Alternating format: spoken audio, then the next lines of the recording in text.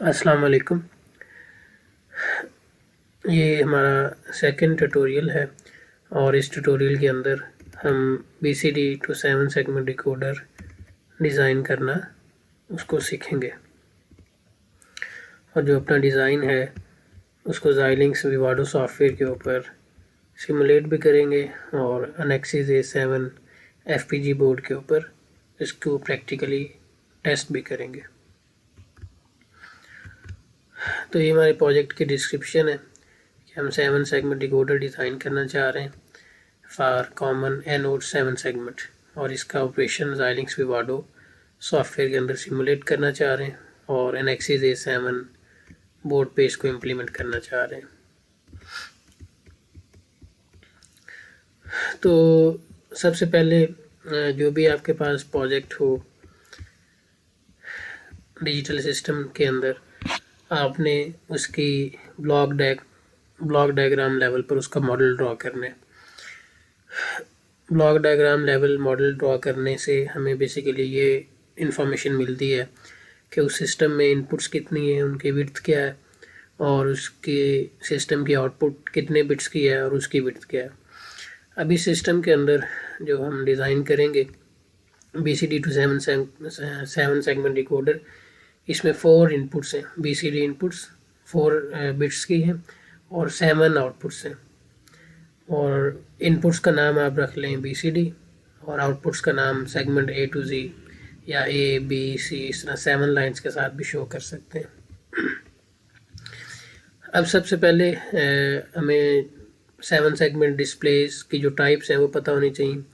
2 तरह की टाइप्स हैं, एक कॉमन एनोड है और एक कॉमन कैथोड है। आपको पता है कि 7 सेगमेंट डिस्प्ले है, इसमें ये A B C D E F G ये LEDs बेसिकली होती हैं। और जो कॉमन एनोड 7 सेगमेंट डिस्प्ले होता है, तो इन 7 LEDs का जो एनोड टर्मिनल है वो कॉमन होता है और पॉजिटिव वोल्टेज के साथ कनेक्टेड होता है। इट मीन्स कि अगर फ़र्ज़ करें एक इस A LED की एग्जांपल लें, तो ये यहाँ से पॉजिटिव 3.3 वोल्ट फॉर एग्जांपल उसके साथ कनेक्टेड है। और अगर हम इस LED को ऑन करना चाह रहे हैं तो हमें यहाँ पर जो ये टर्मिनल है इस पर 0 अप्लाई करना पड़ेगा या ग्राउंड करना पड़ेगा। जब हम इसको यहाँ पे ग्राउंड करेंगे तो यहाँ से 3.3 ये आगे डायोड या LED ये फॉरवर्ड बाइस हो जाएगी और ये ऑन हो जाएगी। इस तरह कॉमन कैथोड डिस्प्ले के अंदर क्या होता है कि जो 7 LEDs होती हैं उनका जो कैथोड टर्मिनल होता है वो ग्राउंडेड होता है। अब यहाँ पर किसी LED को या किसी सेगमेंट को आप ऑन करना चाह रहे हैं तो वहाँ पर आप लॉजिक 1 या हाई सिग्नल 3.3 वोल्ट का अप्लाई करेंगे या 5 वोल्ट का। तो इस लैब के अंदर या इस ट्यूटोरियल के अंदर हम कॉमन एनोड डिस्प्ले के लिए डिकोडर डिज़ाइन करने लगे हैं। तो इट मीन्स अगर हमने किसी भी LED या किसी भी सेगमेंट को ऑन करना है तो हमें लॉजिक 0 अप्लाई करना पड़ेगा, तब वो सेगमेंट या वो LED ऑन होगी। तो ये हमारे पास ट्रूथ टेबल है कॉमन एनोड 7 सेगमेंट डिस्प्ले के लिए। अगर हम इस पे 0 डिस्प्ले डिजिट 0 डिस्प्ले करना चाह रहे हैं तो बाइनरी BCD इनपुट में जो उसकी या बाइनरी वैल्यू बनेगी 4 डिजिट्स में, वो सारे सब A B C D ये 0, अगर सारे 0 होंगे तो अगर हम 0 अप्लाई करेंगे 4 बिट और हम चाहते हैं कि हमारी आउटपुट पर 0 आए तो हमें सिर्फ G को 1 करना है। G को 1 करने का मतलब है कि G को ऑफ करना है। अगर हम यहाँ पे 0 डिस्प्ले करना चाह रहे हैं, जब इसको 1 करेंगे तो ये ऑफ हो जाएगा, बाकी सब 0 हैं तो इट मीन्स कि बाकी सारे ऑन हो जाएंगे, तो हमें डिस्प्ले में 0 नज़र आएगा। इसी तरह अगर हम 7 सेगमेंट डिस्प्ले पर 1 को डिस्प्ले करना चाह रहे हैं तो BCD इनपुट 0 0 0 और 1 बनेगी और जो करस्पॉन्डिंग सेगमेंट्स हमने ऑन करने हैं वहाँ पे 0 है और जो ऑफ करने हैं वहाँ पे 1 है। इस तरह 0 से लेकर 9 तक हमने ये अपने पैटर्न्स जो हैं ये लिख दिए हैं। अब क्योंकि ये हम BCD to 7 segment decoder design कर रहे हैं, इट मीन्स कि हमारी जो वैलिड इनपुट्स हैं BCD में वो 0 से लेकर 9 तक हैं। हम बस यही वैलिड ये हमारी वैलिड इनपुट्स हैं। अगर हम 0 से लेकर 9 तक का बाइनरी इनपुट पर देंगे तो करस्पॉन्डिंग हमारा वो नंबर 0 से लेकर 9 तक 7 सेगमेंट के ऊपर डिस्प्ले में आ जाएगा। अब क्योंकि ये यूज़र के कंट्रोल में है ये 4 इनपुट्स, तो अगर यूज़र 9 से कोई बड़ा बाइनरी अप्लाई करता है, फ़र्ज़ करें 10 का बाइनरी अप्लाई कर देता है, तो इसमें अब हमारी मर्ज़ी है कि हम डिस्प्ले की आउटपुट पे क्या डिस्प्ले करना चाह रहे हैं। तो मैंने ये जो इनवैलिड कॉम्बिनेशंस हैं 10 से लेकर 15 तक सब पे आउटपुट को 1 कर दिया। जब हमने 1 कर दिया तो इट मीन्स कि अगर 9 से कोई भी ग्रेटर इनपुट अप्लाई करेंगे बाइनरी में तो हमारे 7 सेगमेंट डिस्प्ले ऑफ हो जाएगा। अगर हम हेक्स डिस्प्ले डिज़ाइन कर रहे होते कि यहाँ पे अगर यूज़र 10 का बाइनरी देता तो हम वहाँ पर ए अगर डिस्प्ले करना चाहते तो यहाँ पे मैं ए का जो पैटर्न है उसको बनाने के लिए वो 1 0 करके उसको ऑन कर लेता। इस तरह ए यहाँ पर अगर हेक्स डिस्प्ले होता तो यहाँ पे आप ए की जो ए को डिस्प्ले करने के लिए स्मॉल ए को डिस्प्ले करने के लिए जो हमें चाहिए होगा वो हम यहाँ पे पैटर्न यूज़ कर लेंगे। इस तरह यहाँ पे बी का पैटर्न, यहाँ पे 12 की जगह सी का एंड सो ऑन। तो यहाँ पे आप अपने ट्रूथ टेबल की वैल्यूज़ को चेंज करके इसी को हेक्स डिस्प्ले के अंदर भी कन्वर्ट कर सकते हैं। लेकिन इस ट्यूटोरियल के अंदर हम जस्ट PCD को ही कंसिडर कर रहे हैं। इस वजह से जो इनवैलिड कॉम्बिनेशंस हैं उस पर हमारा 7 सेगमेंट ऑफ हो जाएगा, क्योंकि उसके हर A B से लेकर जो G सेगमेंट्स हैं या LEDs हैं सब पे 1 जाएगा। जब 1 जाएगा तो वो ऑफ हो जाएगा। अभी ये ट्यूटोरियल इनकम्प्लीट है, मतलब डॉक्यूमेंट के लिहाज से। अभी ये चीज़ें इसके अंदर हमने फिल करनी है।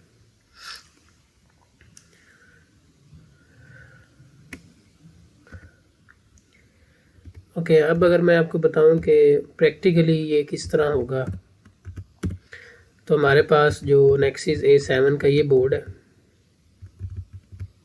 हम अपना इस ट्रूथ टेबल को इम्प्लीमेंट करने के लिए वेरिलॉग कोड लिखेंगे और वो कोड इसके अंदर, इस बोर्ड के अंदर अपलोड करेंगे।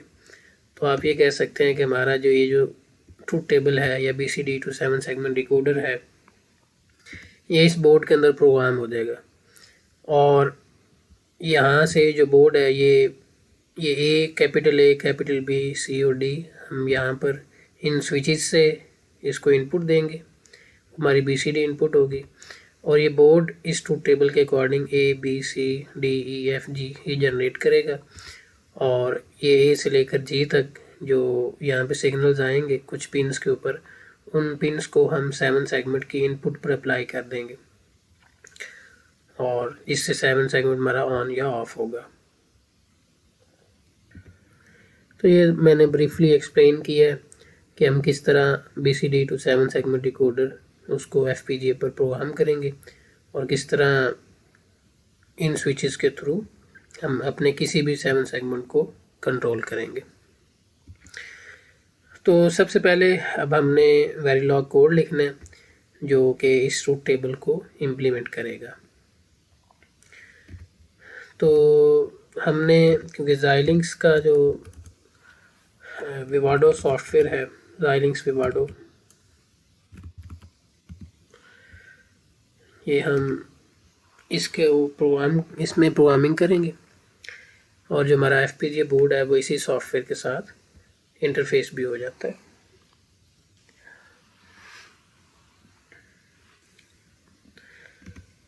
अब सबसे पहले आपने यहाँ पर एक फ़ोल्डर बनाना है। फ़र्ज़ करें मैंने ये ट्यूटोरियल 2 का फ़ोल्डर बनाया हुआ है, तो मैं यहीं पर अपना प्रोजेक्ट क्रिएट कर लूँगा। तो इसके लिए मैंने इस पाथ को कॉपी कर लेना है। अब एक चीज़ का आपने ख्याल रखना है कि जो जहाँ पर आपने फ़ोल्डर बनाना है उसका पाथ ज़्यादा लेंथी नहीं होना चाहिए और कोशिश करें कि जो फ़ोल्डर्स हैं उनके नाम्स के अंदर स्पेसेस ना आए। अगर पाथ लेंथी होगा और नाम के अंदर स्पेसेस आएंगी तो समटाइम्स अगर आपका कोड करेक्ट भी होता है तो सॉफ्टवेयर उसको एरर जनरेट कर देता है।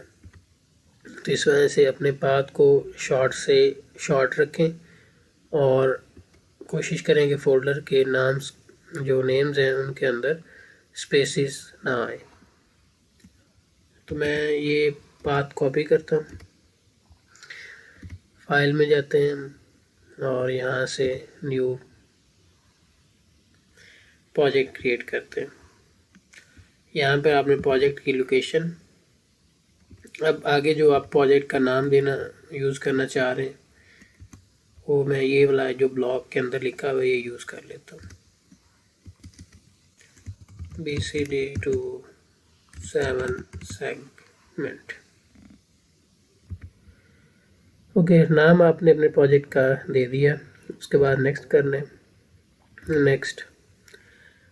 अब यहाँ पर आपने अगर कोई पहले से प्रोजेक्ट के अंदर फाइल्स ऐड करनी है तो यहाँ से हम ऐड कर सकते हैं, और इस प्रोजेक्ट में क्योंकि पहले कोई फाइल नहीं है तो हम यही अपने प्रोजेक्ट का नाम यहीं पर टाइप करेंगे, BCD27 सेग।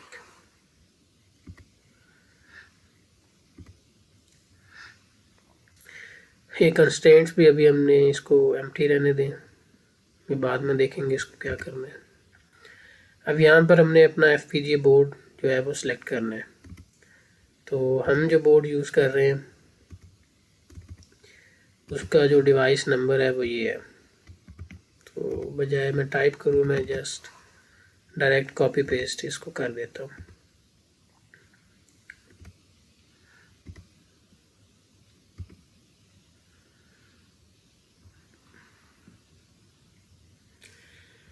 तो यहाँ पर वो कह रहा है कि आप अपने BCD27 सेगमेंट मॉड्यूल जो आपने बनाया है इसकी इनपुट्स और आउटपुट्स लिख दें। तो आप यहाँ पे भी लिख सकते हैं, यहाँ पे नाम भी लिखें तो भी कोई प्रॉब्लम नहीं है।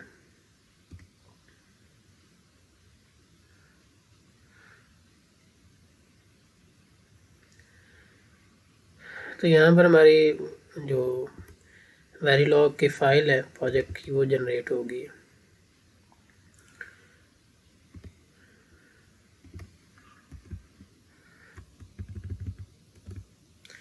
ये कुछ कमेंट्स वगैरह हैं, इनको मैं डिलीट कर देता हूँ। तो ये मेरे पास बेसिकली आप कह लेंगे कोडिंग का जो टेम्पलेट है जनरेट हुआ है। इसमें नाम पहले से लिखा हुआ है। अब हमने अपनी ब्लॉक डायग्राम की तरफ आना है। तो यहाँ पे अगर आप देखें तो मैंने जो इनपुट है उसका नाम BCD दिया हुआ है, जो आउटपुट है उसको SEG A to G रखा हुआ है। तो मैं यही जो नेम्स हैं जो मैंने यहाँ पे ब्लॉक डायग्राम में यूज़ किए हैं इन्हीं को यहाँ पे लिख लेता हूँ,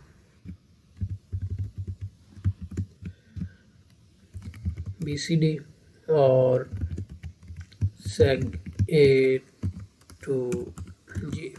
आप कुछ और भी यूज़ कर सकते हैं, लेकिन बेहतर यही है कि जो आप ब्लॉक डायग्राम बनाएं उसके अंदर जो अपने वेरिएबल्स के नेम्स यूज़ करें तो उन्हीं को अपनी प्रोग्रामिंग के अंदर यूज़ करें। इससे ज़रा अपना आपका जो डिज़ाइन है उसको रीड करना इजी हो जाता है।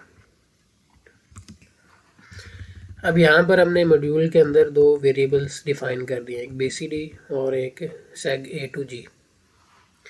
अब नेक्स्ट हमने इसको डिफ़ाइन करना है कि इसमें से इनपुट कौन सा है और आउटपुट कौन सा है।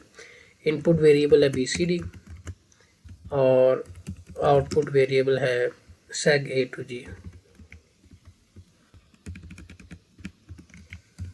अब यहाँ पे क्योंकि हमारा जो इनपुट वेरिएबल है वो यहाँ पे इस टाइम पे जो इनपुट और आउटपुट डिफाइन हुए हैं ये 1 बिट के हुए हैं। तो हमारा जो BCD इनपुट है ये 4 बिट का है, तो हम उसको ऐसे मेंशन करेंगे 4 बिट 0 से लेकर 3 तक। MSB 3 है और जो LSB बिट है वो 0 है। इस तरह ये हमारा 7 बिट का सिग्नल है, तो इसको हम यहाँ पे लिखेंगे। ओके, तो अब इसको आगे प्रोग्राम करने के मल्टीपल वेज हैं। आप यहाँ पर A से लेकर G तक बूलियन इक्वेशंस ड्राइव कर लें, के मैप से सिंप्लीफाई वगैरह करके वो लॉजिक भी इम्प्लीमेंट कर सकते हैं, लेकिन वो थोड़ी टाइम कंज्यूमिंग है कि आपको पहले A से लेकर G तक जो इक्वेशन है सब की इक्वेशन वगैरह ड्राइव करनी पड़ेंगी, तो हम उस अप्रोच को अभी यूज़ नहीं करेंगे।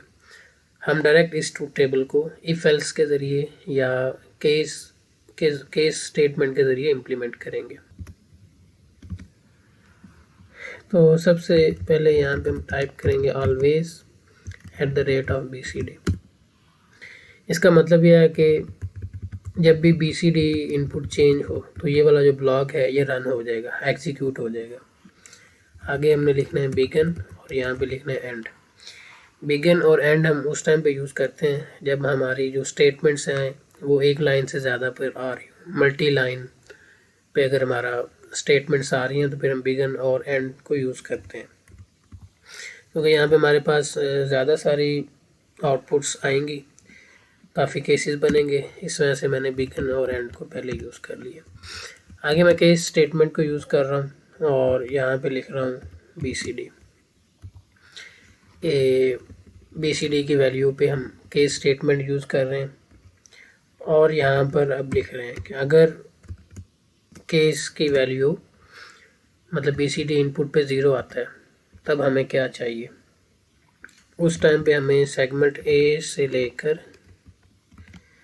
G पे ये A पे 0 चाहिए, B पे 0 चाहिए, C पे 0, D पे 0 and so on up to G पे 1 चाहिए। तो हम यहाँ पर ये इस तरह लिख सकते हैं 7 बिट और हमें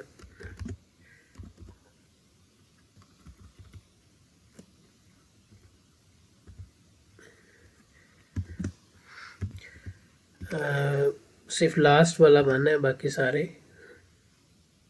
0 है। तो ये हमने जब BCD की वैल्यू 0 आएगी तो हम सेग A टू G पे ये बाइनरी डाटा अप्लाई कर देंगे।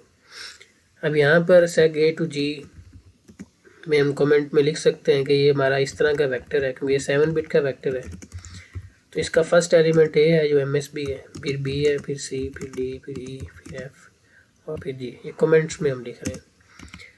और यहाँ पर BCD वाली जो इनपुट है उसमें भी आप लिख सकते हैं, ये फर्स्ट इनपुट A है, सेकंड B है, थर्ड C है और ये D है। ओके, तो अब आप इस तरह बाकी हम टाइप कर सकते हैं। तो उसके लिए मैंने ये पहले ही ये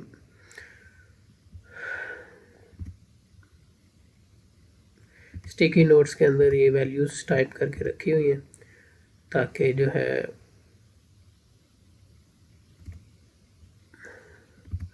मुझे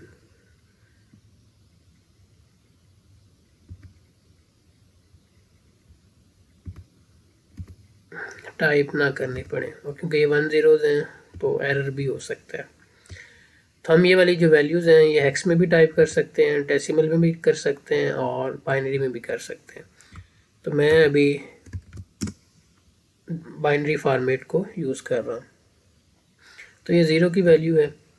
इस तरह अगर मैं चले मैं इस सब को पहले कॉपी पेस्ट कर लेता हूँ।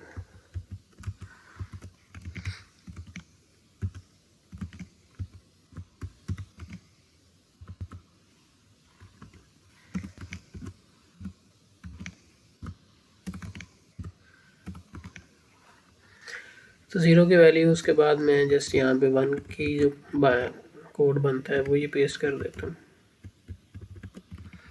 और यहाँ पे 1 कर देता हूँ। 1 2 3 4 5 6 7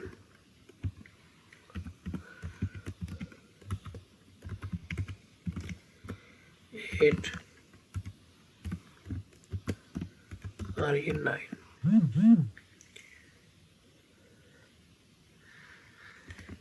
यहाँ पे मैं 2 की जो वैल्यू है वो कर देता हूँ। यहाँ पे 3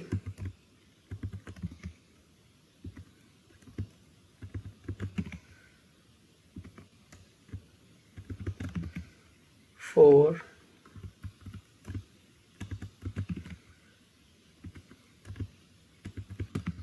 5 6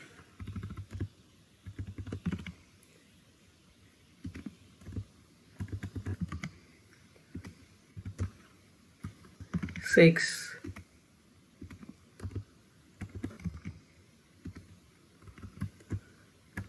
7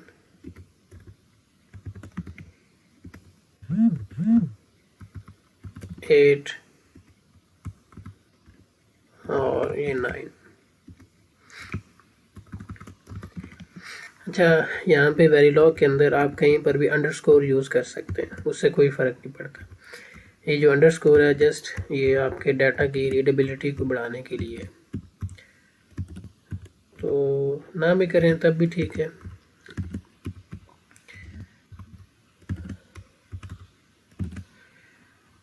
ओके, तो ये हमारे पास हमने 0 से लेकर 9 तक वैल्यूज़ आउटपुट पे डिफ़ाइन कर दी। अब यहाँ पे दूसरा, अगर आप इसको फ़र्ज़ करें ये सब वैल्यूज़ को हेक्स में लिखना चाहें तो यहाँ पे आप एच करेंगे और यहाँ पे आप 01 लिख देंगे।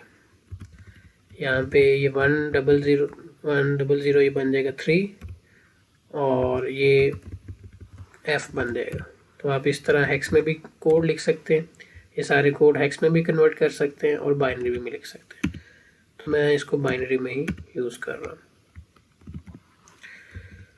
ओके, नेक्स्ट आपने अब ये 10 से लेकर 11 तक जो वैल्यूज़ हैं इनको हमने डिफ़ाइन करना है।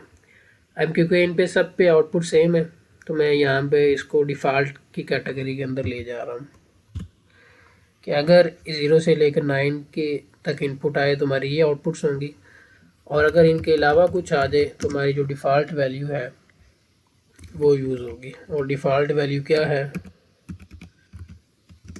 वो है जी सारे 1। सारे 1 का मतलब है कि सारे ऑफ होंगे सेगमेंट्स।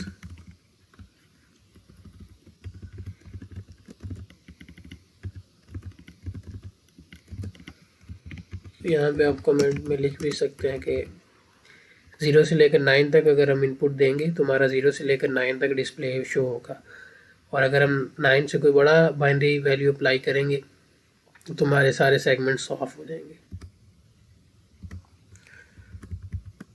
ओके, अब हमने यहाँ पे केस है तो हमारे डिफ़ॉल्ट वैल्यूज़ भी आ गई। अब मैंने इसको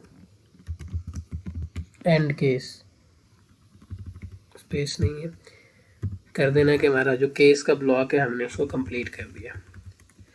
अच्छा, यहाँ पर अब हम कोड हमारा कंप्लीट है, इसको मैं सेव करता हूँ और अब इसको भी मुझे इसकी ज़रूरत नहीं है तो मैं इसको हाइड कर देता हूँ। तो अब अगर आपने कोड लिख लिया है तो अब हम इसको सिंथेसाइज करेंगे। सिंथेसाइज करने का मतलब ये होता है कि हम इससे अब सर्किट जनरेट करेंगे कि कौन सा जो सर्किट है वो इससे बनेगा, और यहाँ पे मैं ये भी पता चल जाएगा कि इसमें कोई एरर वगैरह तो नहीं है। तो हमारी सिंथेसिस फेल हो गई है तो इट मीन्स कि यहाँ पे एरर है। ओके, तो एरर ये है कि procedural assignment to a non register seg A to G is not permitted. तो एरर ये है कि जो ऑलवेज ब्लॉक है उसके अंदर जो आउटपुट है वो रजिस्टर टाइप आउटपुट होनी चाहिए। आउटपुट दो तरह की हो सकती है, एक वायर टाइप हो सकती है, एक रजिस्टर टाइप हो सकती है। तो अगर हम ये ऑलवेज ब्लॉक के अंदर अपनी आउटपुट को यूज़ कर रहे हैं तो वहाँ पर उसकी जो टाइप है वो रजिस्टर होनी चाहिए। तो हम इसको रजिस्टर टाइप जो है ना वो डिफ़ाइन कर देते हैं। दोबारा इसको रन करने की कोशिश करते हैं।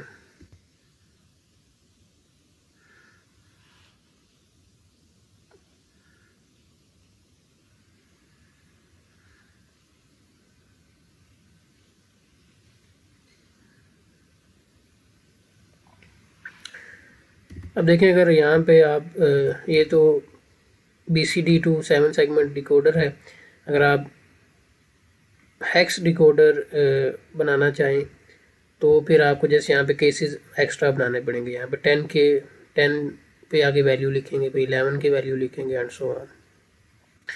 अब हमारी सिंथेसिस जो है वो सक्सेसफुली कंप्लीटेड हो गई है। इट मीन्स कि अब हमारा इस कोड के अंदर कोई एरर नहीं है। तो अभी फ़िलहाल अगर हम इससे नेक्स्ट इसकी प्रैक्टिकल इम्प्लीमेंटेशन करना चाह रहे हैं तो हम इसकी रन इम्प्लीमेंटेशन करेंगे। तो अभी फ़िलहाल मैं इसको कैंसिल कर रहा हूँ, क्योंकि सबसे पहले अब हम इसकी इम्प्लीमेंटेशन करने से पहले हम इसकी जो है वो सिमुलेशन करेंगे। तो इसकी सिमुलेशन हम करना चाह रहे हैं। तो सिमुलेशन करने से पहले अगर आप ये देखना चाह रहे हैं कि इससे कौन सा सर्किट जनरेट हुआ है, तो आप यहाँ पे आरटीएल एनालिसिस के अंदर जाके स्कीमेटिक के अंदर जाके उसको देख सकते हैं।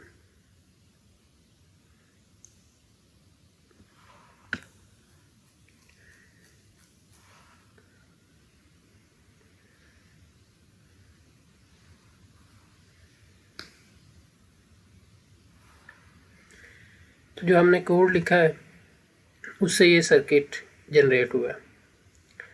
ठीक है, कि ये हमारी बीसीडी इनपुट है और ये इसकी 7 बिट की आउटपुट है। आप इसको कंपैरिजन कर सकते हैं अपनी ब्लॉक डायग्राम के साथ। तो ये मोर और लेस आपकी ब्लॉक डायग्राम की तरह का ही आना चाहिए। ओके, तो ये हमने इसकी स्कीमेटिक डायग्राम भी देख ली। तो अब हम इसको सिमुलेट करना चाह रहे हैं कि ये जो सर्किट है इसकी वेरिफिकेशन करना चाह रहे हैं कि ये क्या सही काम करेगा या नहीं करेगा। तो इसके सिमुलेशन रिजल्ट्स लेना चाह रहे हैं। तो सिमुलेशन रिजल्ट्स लेने के लिए हमें जो है सबसे पहले जो टेस्ट बेंच लिखना पड़ेगा। टेस्ट बेंच क्या होता है? टेस्ट बेंच बेसिकली आप कह लें कि वहाँ पे हम इनपुट सिग्नल जनरेट करते हैं और वो इनपुट सिग्नल इस मॉड्यूल को अप्लाई करते हैं और फिर देखते हैं कि उन इनपुट के करस्पॉन्डिंग इस कोड से क्या आउटपुट जनरेट होती है। तो टेस्ट बेंच डिज़ाइन करने के लिए यहाँ पे आप ऐड सोर्सेज में जाएंगे और यहाँ पे हम जाएंगे ऐड और क्रिएट सिमुलेशन सोर्सेज। तो यहाँ पे अगर हमारे पास पहले से टेस्ट बेंच लिखा हुआ है तो हम ऐड फाइल डायरेक्ट भी कर सकते हैं, अगर नहीं है तो हम नई फाइल भी बना सकते हैं। तो यहाँ पे जो है आप टेस्ट बेंच का कोई भी नाम दे सकते हैं। तो फर्ज करें जी मैं उसका नाम लिख देता हूँ ITB यम। और नॉर्मली एक कन्वेंशन भी यूज़ होती है कि आपने जो भी मॉड्यूल का नाम रखा होता है वही नाम आगे _TB, तो हम उस तरह भी कर सकते हैं। और या आप TB स्टार्ट में लगा के आगे आगे मॉड्यूल का नाम भी लिख सकते हैं या कोई और नाम भी दे सकते हैं। तो मैंने जो नाम रखा है वो MyTB। ओके कर दें इसको और फिनिश कर दें।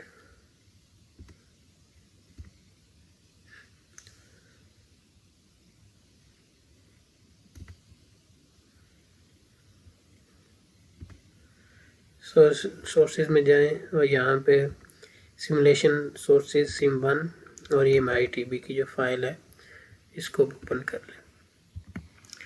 अब हमने क्या करना है कि यहाँ पर बेसिकली जो टेस्ट बेंच होता है इसकी कोई मॉड्यूल की तरह जो जिस तरह ये हमारा मेन कोड है, ये इसमें इनपुट्स थी और आउटपुट्स थी, तो इसमें ना इनपुट होती है ना आउटपुट होती है, क्योंकि इसका पर्पज़ ये होता है कि जस्ट सिग्नल्स की वैल्यूज़ को जनरेट करना होता है इंटरनली। तो इस वजह से इसकी यहाँ पर हम ब्रैकेट्स के अंदर कोई भी वैल्यू नहीं लिखेंगे। ओके, नेक्स्ट अब हमने क्या करना है, यहाँ पे हमने सिग्नल्स डिफाइन करने हैं। तो आपने जो हमारे पास यहाँ पे देखना है कि जो मॉड्यूल था उसमें कौन कौन सी इनपुट्स थी। तो एक BCD इनपुट है और एक सेग A to G है। जो आपके इनपुट वेरिएबल्स हैं उनको आपने वायर टाइप के साथ डिफाइन करना है। वायर यहाँ पे हम लिखेंगे 3 to 0 जो उसका साइज है और ये BCD। और जो आपके आउटपुट वेरिएबल हैं जो कि हमारा एक ही है इस सर्किट में 7 बिट का, उसको रेज टाइप डिफाइन करना है। सॉरी, जो आपके मैं अपोजिट इसको लिख गया हूँ, यहाँ पे आप कमेंट लिख लें, always define the input variables as reg type and output variables as file type। अच्छा, अब यहाँ पे मैंने वही नाम यूज़ किए हैं जो मैंने मॉड्यूल के अंदर यूज़ किए थे इनपुट और आउटपुट में, तो ये ज़रूरी नहीं है। यहाँ पे आप नए नाम भी लिख सकते हैं। फ़र्ज़ करें आप इसको x लिख लें, इसको y लिख लें, तब भी ठीक है। अब हमने क्या करना है कि ये हमने अपने सिग्नल्स को डिफ़ाइन कर दिया। अब मैंने ये जो मॉड्यूल है इसको इंस्टेंशिएट करना है। इंस्टेंशिएट करने का मतलब ये होता है कि मैंने आप समझ लें कि इसका एक फ़ंक्शन बना के इसको इस टेस्ट बेंच के अंदर कॉल करना है। तो उसका सिंटैक्स क्या है? सिंटैक्स उसका ये है कि आपने इसी मॉड्यूल को कॉपी कर लेना है, जो भी नाम था, और यहाँ पर आपने इसको कॉपी करके पेस्ट कर दें या टाइप कर लें। यहाँ पे मॉड्यूल का नेम आएगा, आगे यहाँ पे आपने अपनी मर्ज़ी से नाम देना है। फ़र्ज़ करें U1 X1, कुछ भी आप अपना नाम भी लिख सकते हैं यहाँ पे। तो हम बेसिकली ये जो BCD to 7 segment decoder code लिखा है, इसको टेस्ट बेंच के अंदर इंस्टेंशिएट कर रहे हैं। इंस्टेंशिएट करने का मतलब ये होता है कि हम इस पूरे कोड को इसके अंदर कॉल कर रहे हैं और इस पूरे ब्लॉक को हम इस कोड के अंदर U1 का नाम दे रहे हैं। आप इस तरह मल्टीपल टाइम भी कॉल कर सकते हैं। फ़र्ज़ करें यहाँ पे आप लिख लें U2, तो इट मीन्स कि अब मैंने अब इसको कॉल किया है या इंस्टेंशिएट किया है और 2 दफ़ा इसके अंदर यूज़ कर रहा हूँ। फर्स्ट वाला जो मेरा इंस्टेंस है उसका नाम रख रहा हूँ U1, सेकंड वाले का नाम रख रहा हूँ U2। लेकिन अब हमें सेकंड वाले की ज़रूरत नहीं है। अब ये देखें, यहाँ पे ये जो हमारे अब ये BCD है, अगर मैं यहाँ पे x लिखता तो मैं यहाँ पे इधर भी x लिख देता, अगर मैं यहाँ पे y लिखता तो मैं इधर भी y लिख देता यहाँ पर। इसका मतलब ये है कि ये जो BCD है, जो कि ये टेस्ट बेंच जनरेट करेगा, जो भी वैल्यू आएगी वो यहाँ पर अप्लाई हो जाएगी। ठीक है, तो बेहतर यही है कि जो आपने यहाँ पर नाम यूज़ किए हुए हैं वही नाम यहाँ पर आप यूज़ कर लें। तो अब मैंने क्या करना है, ये जो BCD इनपुट वेरिएबल है इस पर वैल्यूज़ अप्लाई करनी है। Apply the values on input variables, जो कि इस केस में BCD। तो BCD पे हम वैल्यूज़ अप्लाई करेंगे और मॉनिटर करेंगे कि अगर हम वो वाली वैल्यूज़ अप्लाई कर रहे हैं तो हमारे 7 सेगमेंट या सेग A to G पे क्या आउटपुट आ रही है। तो उसके लिए हम करते हैं कि यहाँ पे एक अपना वेरिएबल डिफ़ाइन कर लेते हैं, इंटीजर I, और यहाँ पर अब इस पर BCD को वैल्यूज़ देने के लिए हम जो है सबसे पहले लिखेंगे इनिशियल बिगन। इनिशियल बिगन का मतलब है कि हम वैल्यूज़ असाइन करने लगे और फिर इसको एंड करेंगे। तो अब इस ब्लॉक के अंदर हम अपनी वैल्यूज़ को असाइन करेंगे। अब हम वैल्यूज़ जो है वो इस तरह भी लिख सकते हैं। फ़र्ज़ करें जी BCD is equal to I, और यहाँ पे अगर मैं लिख लूँ #10, इसका मतलब ये होगा कि I के भी, अगर मैं फ़र्ज़ करें यहाँ पे I को 0 पे डिफ़ाइन कर देता हूँ, इट मीन्स कि जब ये कोड रन होगा तो I की वैल्यू 0 है, वही I BCD को असाइन हो जाएगा।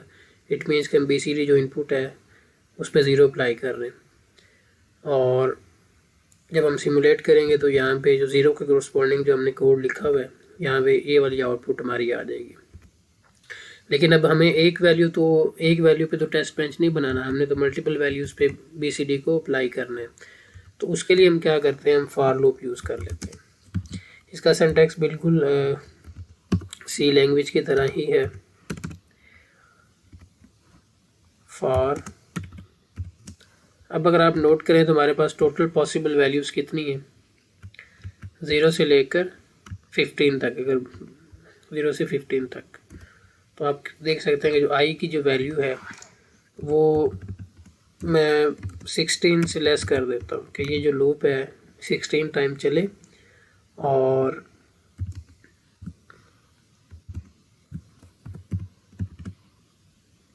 अब ये लूप लिख दिया मैंने बिगिन। अब ये लूप का बिगिन है। अब ये लूप के इंटरनल स्टेटमेंट्स हैं और ये एंड है।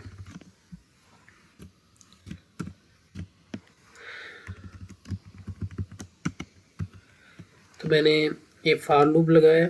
ये फार लूप ये बेसिकली इनिशियल बिगिन के अंदर ये मेरा पूरा फार लूप आ रहा है। और फार लूप के जो इंटरनल स्टेटमेंट्स हैं वो ये।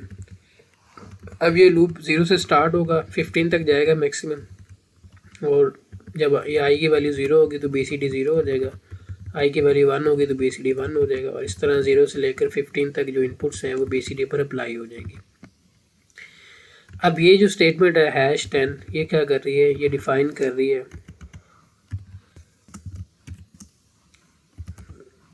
ये आप करने के डिफाइन या जनरेट कर रही है डिले ऑफ 10 यूनिट्स।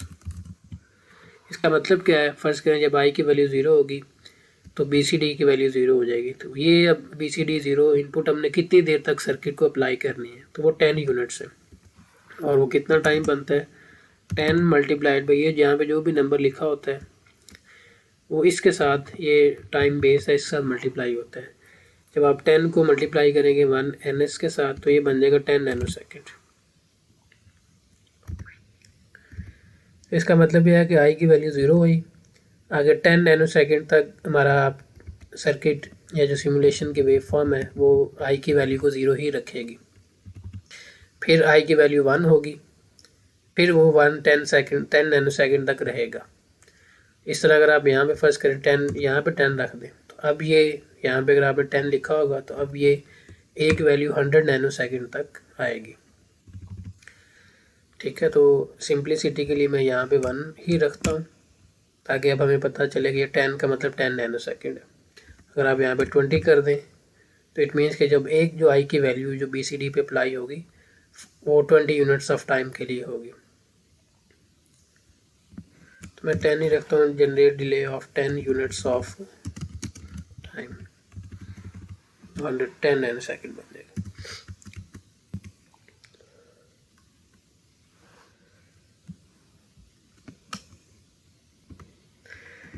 ओके जी, तो ये हमने 0 से लेकर 15 तक जो वैल्यूज़ हैं वो B C D input variable पर अप्लाई कर दी और हर वैल्यू को मेंटेन रखा फॉर 10 नैनो सेकेंड या 10 यूनिट्स ऑफ टाइम।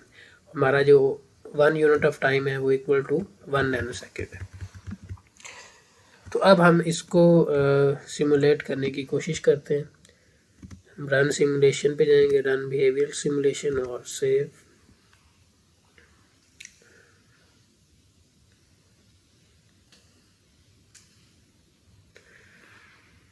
तो यहाँ पे इसमें कोई एरर नहीं है और ये हमारा सर्किट जो है वो सिमुलेट हो गया।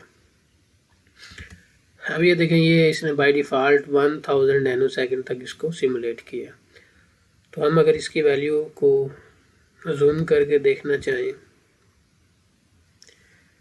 तो यहाँ पे हम देख सकते हैं ये इंटीजर है, इसको मैं इसका रेडिक्स चेंज करके इसको अनसाइन कर देता हूँ। तो ये देखें, आई की वैल्यू 0 थी, वो 0 बी सी डी पे अप्लाई हुआ और उसकी करस्पॉन्डिंग जो हमारी आउटपुट आ रही है वो 0 1 हेक्स में आ रही है। ये अगर आप यहाँ पर बाइनरी में देखना चाहते हैं तो यहाँ पे बाइनरी कर दें। अब आप देखें यहाँ पर जो है ये बाइनरी में ये आ रहा है। इसको मैं और जूम करता हूँ, ये अब ठीक हो गया। तो वो आप ये देखें, जब ये 0 होगा तो ये बाइनरी में ये आना चाहिए और इसके आने का मतलब है कि डिजिट 0 डिस्प्ले हो रहा है, तो ये करेक्ट वैल्यू आ रही है। इसी तरह जब बी सी डी की वैल्यू 1 है इनपुट पर तो हमारे पास 100 आगे टेट्रा 1 है, तो ये आ रहा है 100 और टेट्रा 1। इट मीन्स कि हमारा जो सर्किट है वो सही काम कर रहा है। फर्स्ट करें 9 पे चेक कर लें। 9 पर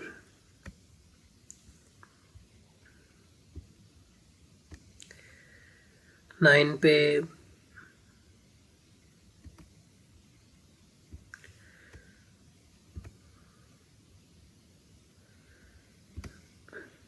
9 पे ये है टेट्रा 0 आगे 100, टेट्रा 0 100।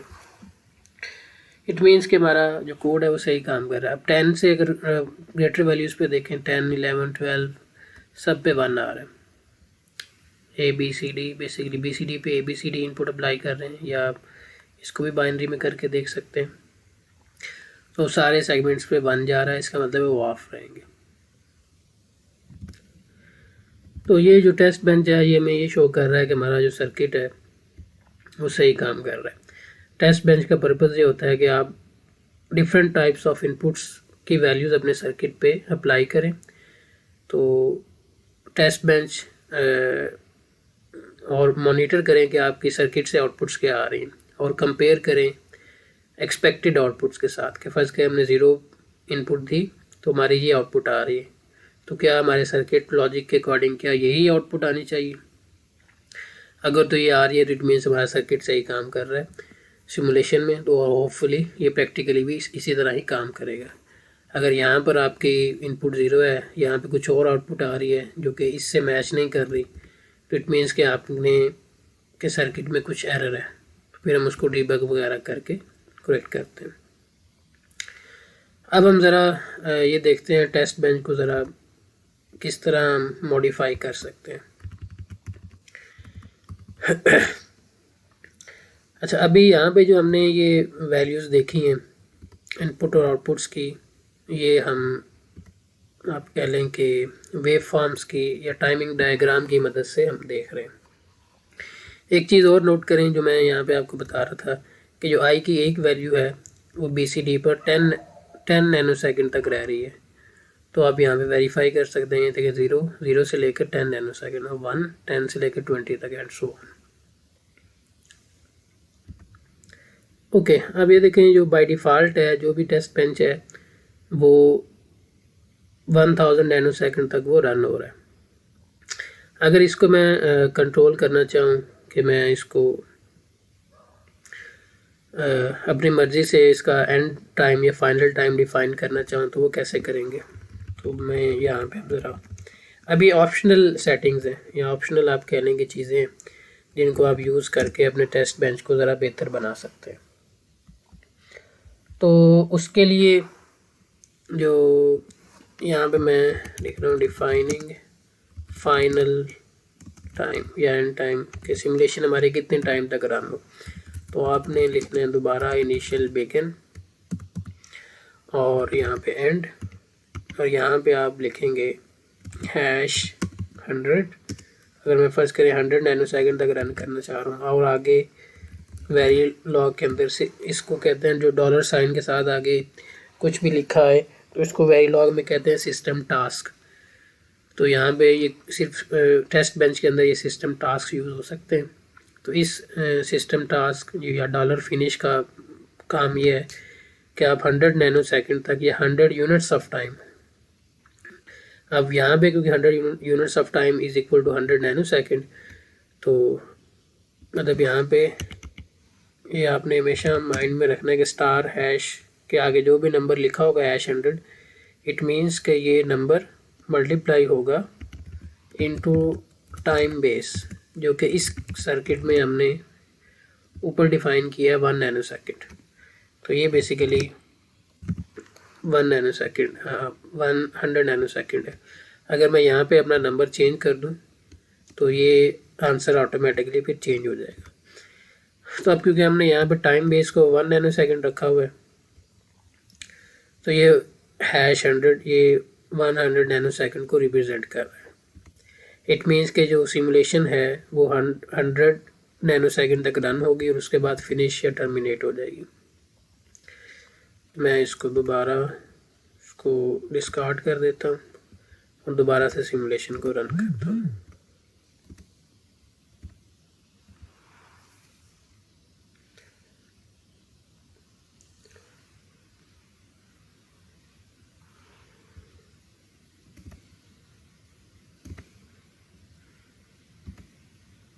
अब अगर आप नोट करें तो हमारी जो सिमुलेशन है वो एग्जैक्टली 0 से लेकर 100 नैनो सेकंड तक ख़त्म होगी। ओके, तो इस जो डॉलर फिनिश के साथ आप अपने सिमुलेशन के फाइनल टाइम को कंट्रोल कर सकते हैं।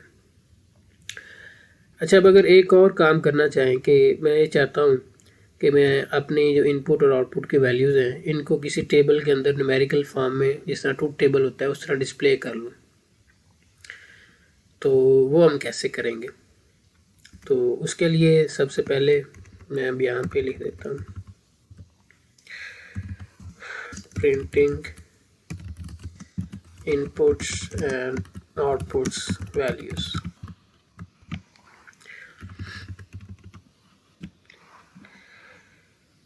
तो उसके लिए सबसे पहले यहाँ पे लिखना है इनिशियल, बिगिन, यहाँ पे लिखेंगे एंड। उसके लिए जो सिस्टम टास्क यूज़ होता है वो है डॉलर और मॉनिटर।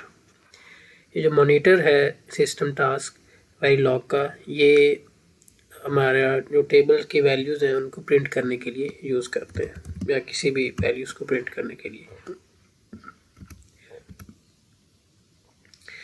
इसका जो वेरिलॉग की एक बुक में आपको, ये वेरिलॉग HDL बाय स्मीर, ये आपके साथ शेयर कर दूंगा।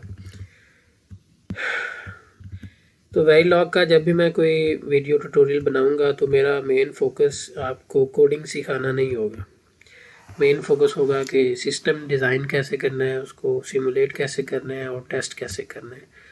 बाकी जो वेरिलॉग के सिंटैक्स हैं, उसके कीवर्ड्स हैं, वो आपने खुद से उसको सीखना है।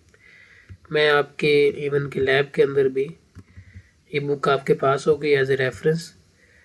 तो हमारा मेन फोकस ये होगा कि हम डिजिटल सिस्टम डिज़ाइन कैसे करेंगे। बाकी कहाँ पे कोमा आना है, कहाँ पे सेमीकोलन आना है, ये जो छोटी मोटी चीज़ें हैं, ये आपने खुद से उसको सीखना है। तो ये बुक आपने एज ए रेफरेंस इसको अपने पास रखना है।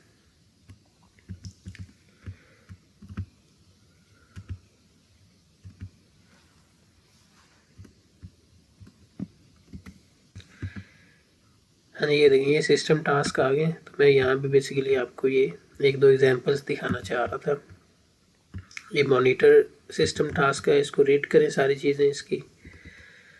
ये देखें, यहाँ पे इन्होंने ये बताया हुआ है कि आप मॉनिटर बेसिकली ये करता है कि यहाँ पे आप अपनी स्ट्रिंग डिफाइन करें। यहाँ पे एक एग्जांपल दी हुई है और ये क्लॉक और रीसेट की वैल्यूज़ को प्रिंट कर देगा। तो मैं इसी को यहाँ पे आपको बताता हूँ इसका क्या मीनिंग है। और ये ऊपर भी कुछ इन्फॉर्मेशन गिवन है, ये भी मैं आप पे ही छोड़ रहा हूँ कि स्ट्रिंग को फॉर्मेट कैसे करना है।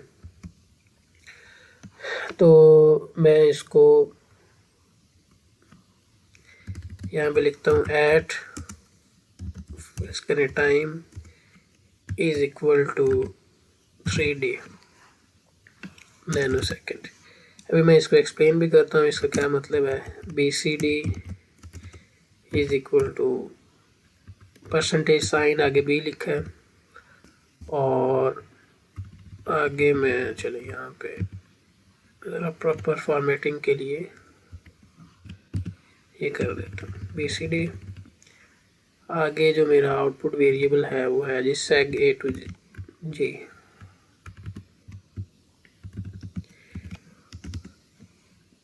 परसेंटेज, अगर आप बाइनरी में वैल्यूज़ देखना चाह रहे हैं तो यहाँ पे B लिखेंगे, X वैल्यूज़ देखना चाह रहे हैं तो H लिखेंगे, डेसिमल देखना चाह रहे हैं तो D लिखेंगे। तो हम बाइनरी ही देख लेते हैं। और इसी तरह BCD वैल्यूज़ भी हम बाइनरी में प्रिंट कर रहे हैं। ये परसेंटेज 3D का मतलब ये है कि हम टाइम वैल्यू प्रिंट करना चाह रहे हैं डेसिमल में और 3 डिजिट्स में। अब आगे यहाँ पे आपने कॉमे में लिखना है नया जो सिस्टम टास्क का टाइम। ये क्या करता है, सिमुलेशन टाइम को प्रिंट करता है। आगे यहाँ पर जो परसेंटेज B के अंदर हम BCD की वैल्यू प्रिंट करना चाह रहे हैं तो BCD इस वेरिएबल में सेव है, तो मैं यहाँ पे लिखता हूँ BCD, ये सेगमेंट A to G। अब ये पूरी लाइन बेसिकली क्या कर रही है, ये इस BCD और इस सेग A to G को मॉनिटर कर रही है, इनपुट वेरिएबल्स को और आउटपुट वेरिएबल्स को मॉनिटर कर रही है। इस BCD में या इसके अंदर अगर कोई भी चेंज आएगा तो वो उस टाइम पर हमारा ये स्ट्रिंग प्रिंट हो जाएगी। तो मॉनिटर सिस्टम टास्क बेसिकली ये करता है कि जो इसके इनपुट आर्गूमेंट्स होते हैं ये वाले, उनमें से कोई सा भी अगर वेरिएबल अपनी वैल्यू चेंज कर रहा हो तो उस चेंजिंग मूवमेंट के ऊपर ये उस वेरिएबल की वैल्यू को प्रिंट कर देता है। तो अब अगर हम अपनी वेव फॉर्म्स के अंदर देखें, हमारा BCD ये 10 नैनो सेकंड पे चेंज हो रहा है, फिर 20 नैनो सेकंड पे हो रहा है, फिर 30 पे चेंज हो रहा है। तो जहाँ पे भी अपनी ये कोई भी वेरिएबल अपनी वैल्यू चेंज करेगा वहाँ पे ये स्टेटमेंट एग्जीक्यूट हो जाएगी और ये टाइम यहाँ पे प्रिंट होगा। और इस BCD इज इक्वल टू यहाँ पे जो भी उस टाइम पे BCD की वैल्यू होगी वो यहाँ पे बाइनरी में आ जाएगी। इस तरह से A to G की जो उस टाइम पे वैल्यू होगी वो यहाँ पे बाइनरी में आ जाएगी। और इसके अब ये सारा इन्फॉर्मेशन यहाँ पे गिवन है, स्ट्रिंग को फॉर्मेट कैसे करना है और सारी चीज़ें। अब मैं दोबारा इसको क्लोज़ करता हूँ और मैं इसको रन करता हूँ।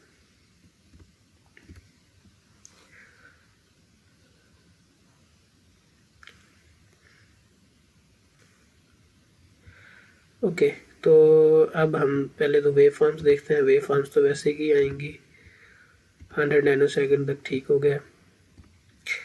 अब हम देखना चाह रहे हैं कि हमारा जो टेबल है वो कहाँ पे प्रिंट हुआ है। तो वो TCL कंसोल के अंदर ये प्रिंट हुआ होगा। ये देखें, इसमें और भी इंफॉर्मेशन है, तो पहले मैं इसको यहाँ से डिलीट कर देता हूँ तो यहाँ पे लिखता हूँ रन ऑल। तो ये देखें जी, ये हमारा जो वैल्यूज़ हैं वो डिस्प्ले में आ गई।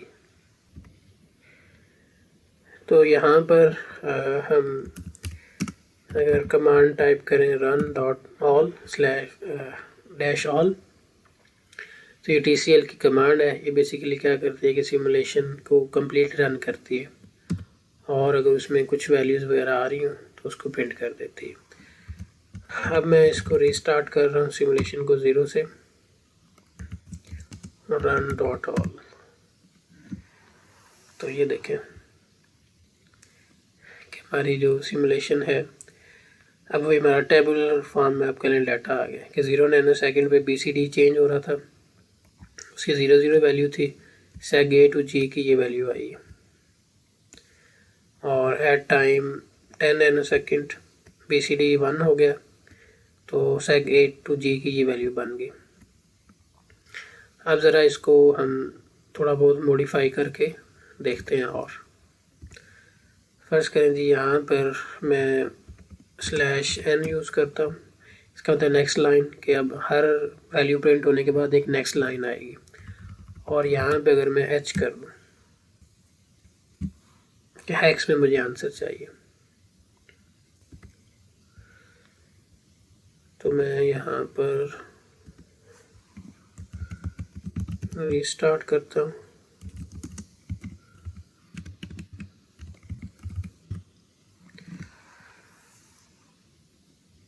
अभी अपडेट नहीं हुई।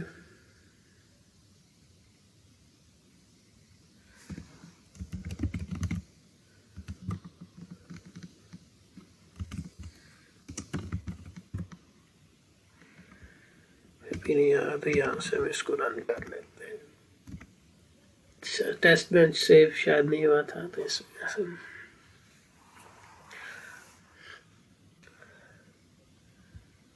वेव फॉर्म्स देखें अगर तो ये ठीक आ रही हैं। अब हम TCL विंडो पे जाते हैं, ये देखें ये ऊपर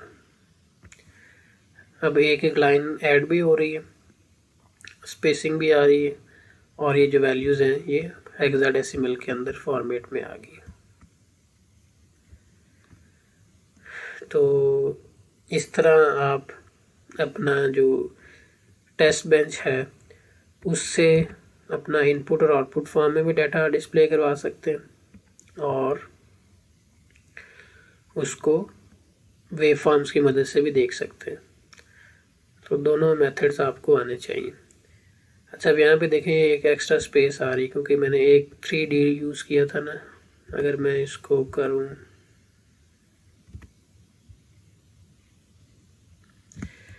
क्योंकि मेरा सिर्फ 90 तक ये आंसर जा रहा है, 2 डिजिट्स मेरे लिए काफ़ी है, तो मैं यहाँ पे 2 कर देता हूँ।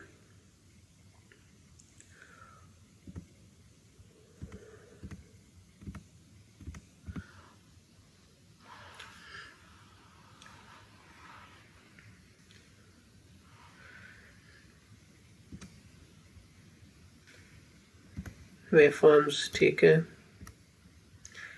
TCL कंसोल पे अगर हम जाएं तो ये अब स्पेसिंग कम होगी। तो ये सारा आपने देखना है कि फॉर्मेटिंग के लिहाज से चीज़ें किस तरह काम कर रही हैं। अच्छा, अभी एक बस लास्ट चेंज अगर फर्ज करें, मैं यहाँ पर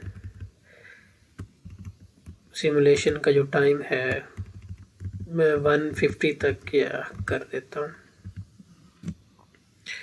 चलिए 160 कर देते हैं। अब मेरा ये 160 नैनो सेकेंड तक सिमुलेशन रन होगी। अब क्योंकि आंसर टाइम का 150 160 आ सकता है, तो अब मुझे 3 डिजिट्स यहाँ पे चाहिए होंगे। अब मैं इसको क्लोज करता हूँ, रन करता हूँ और सेव कर देता हूँ।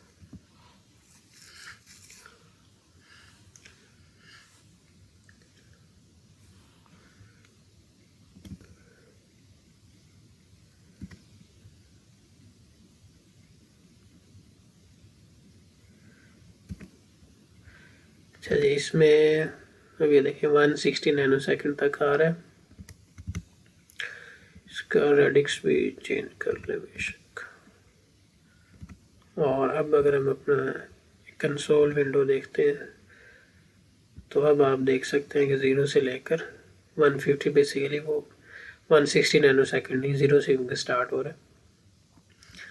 तो ये नोट करें जी, 100 110 आगे सारे ये 7F आ रहा है। 7F का मतलब अगर आप इसको बाइनरी में कन्वर्ट करें तो सारे 1 है, तो सेगमेंट हमारा ऑफ हो रहा है। तो अब एक और चीज़ जो मैं इसके लिहाज से, टेस्ट बेंच के लिहाज से आपको बताना चाह रहा हूँ।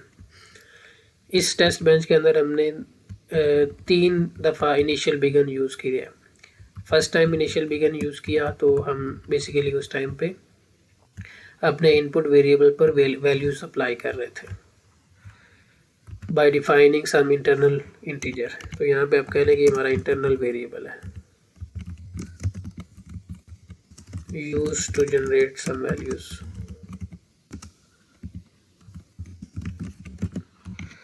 इस इंटरनल वेरिएबल के थ्रू हमने वैल्यूज जनरेट की, उसको अपने इनपुट वेरिएबल पर अप्लाई कर दिया और कुछ डिले दिया। ये डिले मैंने बता दिया कि किस तरह हम कैलकुलेट करते हैं। तो ये अब हम इनपुट पे कर रहे हैं। तो फर्स्ट टाइम इनिशियल बिगिन यहाँ पे यूज़ हुआ। सेकंड जो इनिशियल बिगिन का जो ब्लॉक है वो यहाँ पे यूज़ हुआ है। तो ये मैंने प्रिंटिंग के लिए इसको यूज़ कर रहा हूँ, इनपुट और आउटपुट का प्रिंटिंग के लिए। और थर्ड टाइम जो ये यूज़ हुआ है ये यहाँ पे हुआ है। इसमें सिस्टम टास्क मॉनिटर यूज़ हो रहा है वैल्यूज़ को प्रिंट करने के लिए, यहाँ पे सिमुलेशन को फिनिश करने के लिए। अब ये तीनों जो इनिशियल बिगिन है ये पैरेलल में रन होते हैं। जब भी हम सिमुलेशन करते हैं तो ये भी आप कह लें ये भी उसी टाइम पे रन हो रहा है, ये भी उसी टाइम पे रन हो रहा है और ये भी उसी टाइम पर रन हो रहा है। तो ये तीनों पैरेलल में, जितने भी इनिशियल बिगिन ब्लॉक आप यहाँ पे यूज़ करेंगे कोडिंग टेस्ट बेंच के अंदर, तो ये पैरेलल में रन होते हैं। ठीक है, तो इस चीज़ का आपने जहन में ख्याल रखना है। ओके जी, तो ये हमारा आप कह लें कि हमने टेस्ट बेंच भी लिखना सीख लिया, उसमें वैल्यूज़ वेव फॉर्म पे कैसे उसको रीड करते हैं वो भी देख लिया, और प्रिंटिंग वगैरह कैसे करते हैं उसको भी देख लिया। एक दो TCL की कमांड्स है वो भी आपको बता देता हूँ। यहाँ से स्क्रीन क्लियर करेंगे, अगर रीस्टार्ट करना है सिमुलेशन को तो यहाँ से रीस्टार्ट कर देंगे, और यहाँ से भी कंट्रोल कर सकते हैं कि फर्स्ट करें आप 50 नैनो सेकेंड तक जस्ट रन करना चाह रहे हैं तो ये रन हो जाएगा इस तरह करके। और अगर आप इसको भी देखें तो यहाँ पे भी 50 नैनो सेकेंड आ गए। समटाइम्स हमें फुल वेव फॉर्म में इंटरेस्टेड नहीं होते सिमुलेशन देखने में, तो हम किसी पार्ट के अंदर या थोड़ा सा पोर्शन देखने में इंटरेस्टेड होते हैं। तो उसके लिए सबसे पहले आप सिमुलेशन को रीस्टार्ट करें और यहाँ पे लिखें फर्ज करिए मैं 14 नैनो 0 से लेकर 40 तक जाना चाह रहा हूँ, तो ये वैल्यूज़। और जब आप देखेंगे आपकी जो टाइमिंग डायग्राम है वो भी उतने ही टाइम तक डिस्प्ले होगी। तो ये था कि हम अपने किसी भी सिस्टम को उसके लिए टेस्ट बेंच कैसे लिखते हैं और टेस्ट बेंच को यूज़ कैसे करते हैं। अब नेक्स्ट जो हमने अब सिमुलेशन में वेरीफाई कर लिया कि हमारा जो ऊपर जो हमने सिस्टम डिज़ाइन किया है BCD to 7 सेगमेंट डिकोडर वो सही काम कर रहा है, अकॉर्डिंग टू रिक्वायर्ड लॉजिक वो फंक्शन परफॉर्म कर रहा है। चलिए इसको मैं भी कर देता हूँ, क्योंकि यही टेस्ट बेंच में उधर ट्यूटोरियल का जो PDF फाइल बनाऊँगा डॉक्यूमेंट, उसमें यही टेस्ट बेंच कॉपी पेस्ट करूँगा। ओके, तो ये अब हमने यहाँ से ये वेरीफाई कर लिया कि हमारा जो सिस्टम है जो भी हमने डिज़ाइन किया वो सिमुलेशन इन्वायरमेंट के अंदर वेरीफाई वो सही काम कर रहा है। उसके टाइमिंग डायग्राम से भी उसको वेरीफाई कर लिया और उसकी वैल्यूज़ वगैरह प्रिंट करके भी उसको चेक कर लिया। इसमें मैंने काफ़ी डिटेल से कोशिश की है कि आपको टेस्ट बेंच और ये कोड वगैरह लिखना है इसको एक्सप्लेन करूं। हो सकता है नेक्स्ट जो भी मैं ट्यूटोरियल वीडियोस बनाऊंगा उनमें मैं ये टेस्ट बेंच वगैरह दोबारा एक्सप्लेन हो सकता है इतनी डेप्थ के साथ ना करूं। मैं पहले से ही टेस्ट बेंच लिख लूँगा, जस्ट उसको यूज़ करके टाइम बचाने के लिए उसको रिजल्ट्स ले लूँगा। अब ये इसका पर्पज़ ये था थोड़ा डिटेल में बताने का, आपको चीज़ों का पता चल जाए। ओके जी, तो अब हमारा सिमुलेशन का काम कंप्लीट हो चुका है। अब हम नेक्स्ट देखते हैं कि अब हमने अपना जो भी सिस्टम डिज़ाइन किया उसको सिमुलेशन इन्वायरमेंट के अंदर उसकी वेरिफिकेशन कर ली। अब हम इस सिस्टम को प्रैक्टिकली FPGA बोर्ड के ऊपर इम्प्लीमेंट करना चाह रहे हैं और उसको टेस्ट करना चाह रहे हैं। तो अब मैं टेस्ट बेंच को क्लोज़ कर रहा हूँ क्योंकि इसका इतना ही काम था सिमुलेशन की हद तक। ओके, अब हम इस कोड को अपने FPGA बोर्ड के ऊपर इम्प्लीमेंट करना चाह रहे हैं। अब जब हम किसी भी कोड को FPGA बोर्ड पे इम्प्लीमेंट करते हैं तो ये हमारा बोर्ड है, मैं आपको पहले दिखा देता हूँ।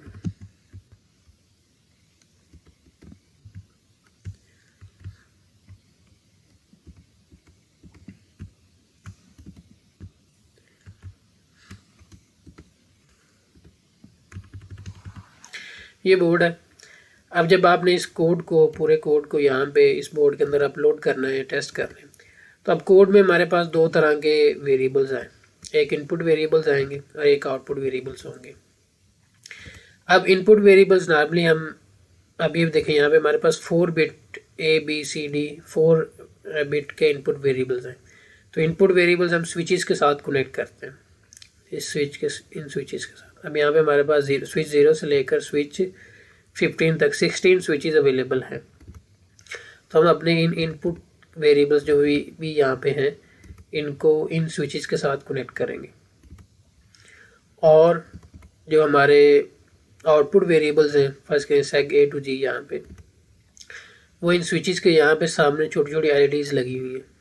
अगर मैं करेक्ट आपको दिखाऊँ, ये देखें यहाँ पर ये छोटी छोटी LEDs हैं, ये इन स्विचेस के सामने यहाँ पे ये LEDs हैं।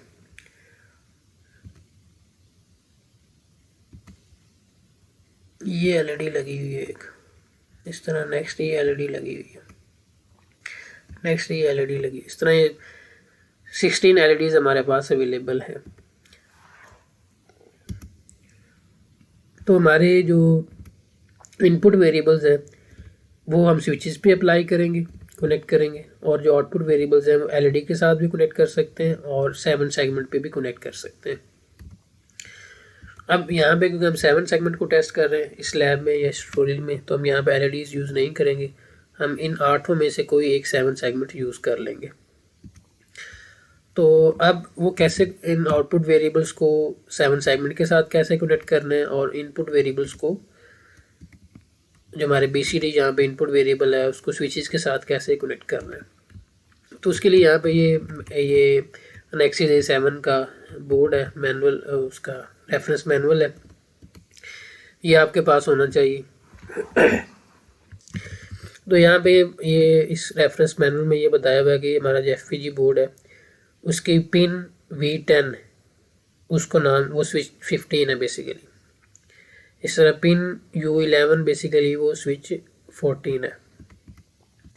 मतलब हर जो अगर हम स्विच 15 यूज़ करना चाह रहे हैं तो इट मीन्स हम जब पिन असाइनमेंट करेंगे अपने इनपुट को तो वहाँ पे V10 लिखेंगे। यहाँ पे एक और चीज़ आपको बता दूँ, ये स्विच 0 है, ये 1 है और ये स्विच 15 है। इस तरह इस स्विच के सामने जो LED 0 है और यहाँ पे जो LED वो 15 है।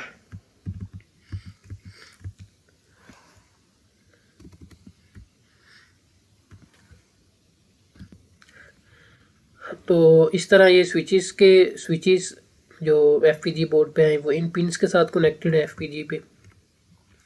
अब जो 7 सेगमेंट है, अब यहाँ पे देखें 7 सेगमेंट्स हैं। जो 7 सेगमेंट मतलब ये कॉमन एनोड 7 सेगमेंट्स हैं, इनका जो A है वो T10 के साथ कनेक्टेड है। इस तरह इनका जो B सेगमेंट है हर सेगमेंट का वो R10 के साथ कनेक्टेड है। ये लिखा है CA CB and so on. यहाँ पे एक डॉट होता है एंड पे 7 सेगमेंट के, उसको DP कहते हैं। उस डॉट की फ़िलहाल हमने प्रोग्रामिंग नहीं की, उसको भी प्रोग्राम में इंक्लूड कर सकते हैं, उसको भी हम अपनी मर्ज़ी से ऑन या ऑफ करवा सकते हैं।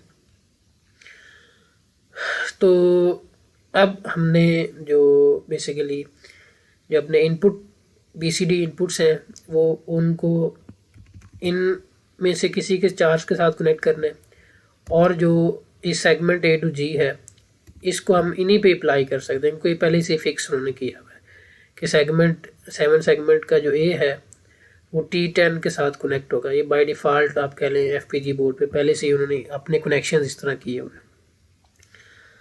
तो अब हमने बेसिकली ये पिन असाइनमेंट्स करने लगे। तो उसके लिए क्या मेथड है, ये हमारे पास एक फ़ाइल है, इसका नाम है जी स्टैंडर्ड XDC फाइल। मैं पहले यहाँ पे अब आपने जाना जी ऐड रिसोर्सेज में। अब हम काम क्या करने लगे हैं, हम अब इन इनपुट्स को जो बेसिकली BCD और ये सेग A to G इनको यहाँ पे पिन्स असाइन कर रहे हैं कि ये जब कोड अपलोड होगा FPG पे तो BCD कौन कौन स्विचेस के साथ कनेक्टेड होगी और सेग A to G ये कहाँ पे ये आउटपुट कहाँ पे जाके कनेक्ट होगी। तो उसके लिए हमने जाना है ऐड सोर्सेज में। यहाँ पे ये कंस्ट्रेंट फाइल अब हमने ऐड करनी, इसका भी कोई भी नाम दे सकते हैं। मैं फर्ज कर लिख देता हूँ माई XDC फॉर 7 सेगमेंट, इसको फिनिश कर दें। अच्छा जी, अब हमने XDC फाइल के अंदर जाना है, सोर्सेज, यहाँ पे कंस्ट्रेंट्स, ये XDC फाइल आ गई। अभी ये फाइल एम्प्टी है, इसमें कुछ भी नहीं है। तो ये जो मेरे पास फाइल पड़ी है ये मैं आपके साथ शेयर कर दूंगा। इस सारे को कॉपी पेस्ट करना है, यहाँ पे पेस्ट कर देना है। ये XDC फाइल है बेसिकली, ये कमेंट किए हुए। ये बेसिकली हम पिंस को असाइन करने के लिए यूज़ करेंगे। अब ये देखें इस फाइल के अंदर लिखा हुआ है, पहले मैं ये स्विचेस यूज़ करूँगा तो मैं इन स्विचेस को अनकमेंट कर लेता हूँ। अभी अनकमेंट हो गया। अब ये बता रहा है कि जो स्विच 0 है वो J15 के साथ कनेक्टेड है। इस फाइल के अंदर ये सारी जो हमारा FPG बोर्ड है उसकी सारी वो कोई सी पिन कहाँ पे कनेक्टेड है वो सारी इन्फॉर्मेशन यहाँ पे गिवन है। तो ये देखिए यहाँ से भी आप वेरीफाई भी कर सकते हैं कि ये स्विच 0 है, डबल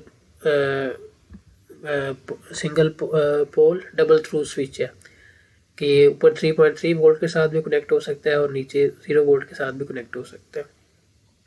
और ये किसके साथ कनेक्टेड है, J15 के साथ। तो ये इन्फॉर्मेशन इस फाइल के अंदर पहले ही है कि स्विच 0 J15 के साथ कनेक्टेड है। तो हमारे क्योंकि यहाँ पे 4 इनपुट्स है, BCD 4 इसकी विड्थ है, तो हमने जस्ट 4 स्विचेस यूज़ करने हैं। तो मैं स्विच 0 से लेकर स्विच 3 को BCD इनपुट के लिए यूज़ कर लेता हूँ। तो बाकी मेरे लिए यूज़ नहीं होंगे, तो मैं बाकी सबको डिलीट कर रहा हूँ। और यहाँ पर ये BCD, तो यहाँ से मैं इसको BCD को कॉपी करता हूँ अपने वेरिएबल को और इस स्विच की जगह लिख दूँगा। इसका मतलब ये हो गया कि अब BCD 0 वो मेरी J15 के साथ कनेक्ट हो गया, जो कि स्विच 0 पे था। ठीक है, इस तरह BCD 1 वो इस पिन के साथ कनेक्टेड है, वो स्विच 1 है, 2 एंड 3 एंड सो ऑन। तो अगर मैं यहाँ से आपको बताऊँ,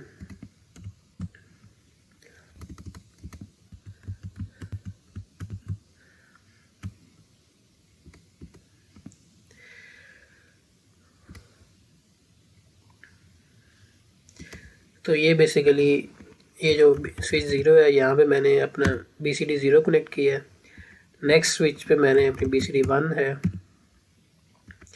नेक्स्ट पे BCD 2 है और नेक्स्ट पे BCD 3 है। तो मेरे इनपुट्स के जो 4 बिट्स हैं वो इन स्विचेस के साथ मैंने कनेक्ट कर दिए। अब इस स्विच को जब मैं ऊपर करूँगा तो ये 1 होगा, नीचे करेंगे तो ये 0 हो जाएगा। तो ये इन्फॉर्मेशन हमने बेसिकली ये फाइल के अंदर ये डिफाइन ये कर दी। अब क्योंकि LEDs हम यूज़ नहीं कर रहे, पहले से कमेंटेड है, तो मैं इसको डिलीट कर देता हूँ। तो ये मैंने डिलीट कर दिया। अब 7 सेगमेंट जो CA CB CC ये क्योंकि सारी हम यूज़ कर रहे हैं, तो मैं इन सबको अनकमेंट कर देता हूँ। जो आप यूज़ करेंगे उसको अनकमेंट कर दें। बाकी DP यूज़ नहीं कर रहे, इनको भी यूज़ नहीं कर रहे। बाकी हम पूरे फाइल में हमें और इन्फॉर्मेशन नहीं चाहिए, तो बाकी सारे आप डिलीट कर सकते हैं। अब CA हमने बेसिकली T10 या A जो सिग्नल है हमारा, उसको यहाँ पे कनेक्ट करना है। तो ये देखें जी, seg A to G, ये हमने पहले लिखा हुआ है। seg A to G जो 16 बिट का है, उसकी 6 पोजीशन पे A कनेक्ट होगा। ठीक है, तो मैं इसको कॉपी कर लेता हूँ, क्योंकि ये हमारा 7 बिट का वेक्टर है ना, तो इसकी जो 0 से इंडेक्स स्टार्ट करें, जो 6th इंडेक्स बनेगा वो हमारा बेसिकली A है। तो मैं यहाँ पे लिखूँगा इसको, ये 6th बिट है।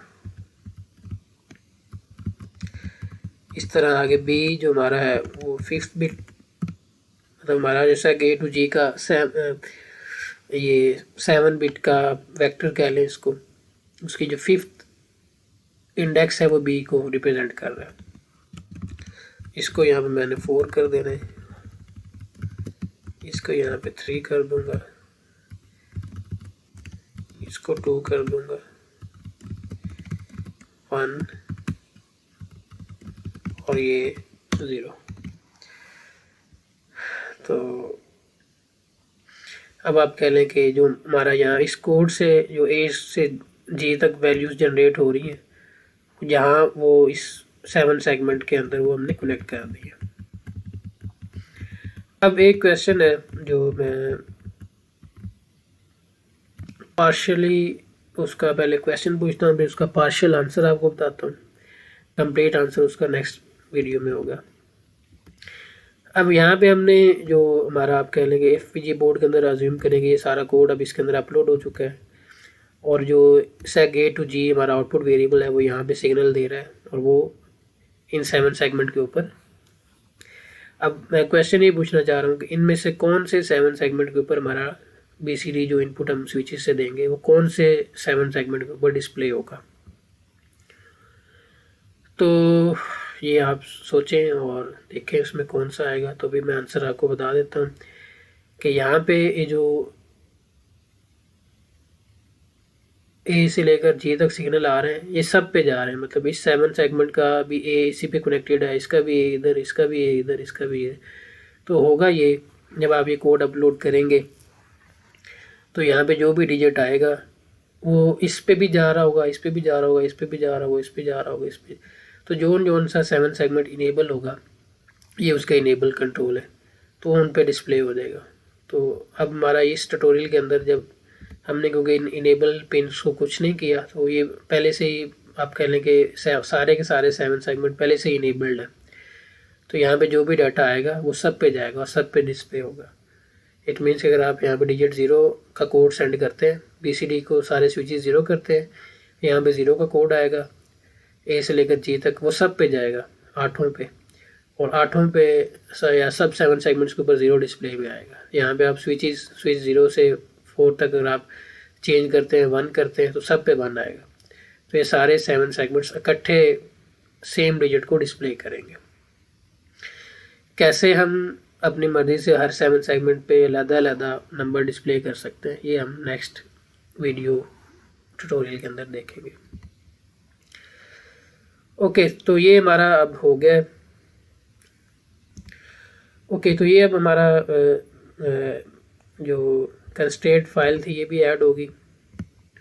इसको आपने सही तरह से करेक्ट करना है एंट्री, अदरवाइज अगर आपका एक भी यहाँ पे रॉन्ग वैल्यूज़ आपने सही यूज़ ना की तो आपका डिस्प्ले पे कोड रन नहीं होगा। अब मैं इसको क्लोज कर देता हूँ।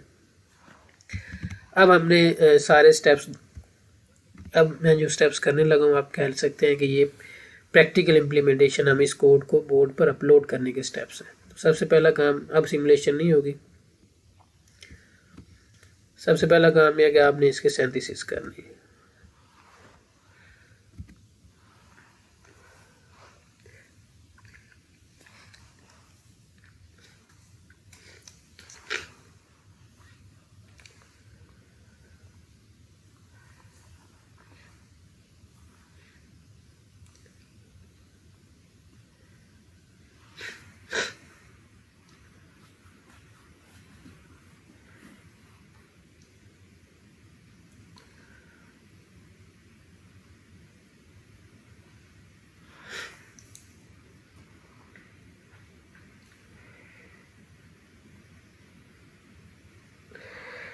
नेक्स्ट आपने इसको रन इम्प्लीमेंटेशन ओके कर देना है, फिर ओके।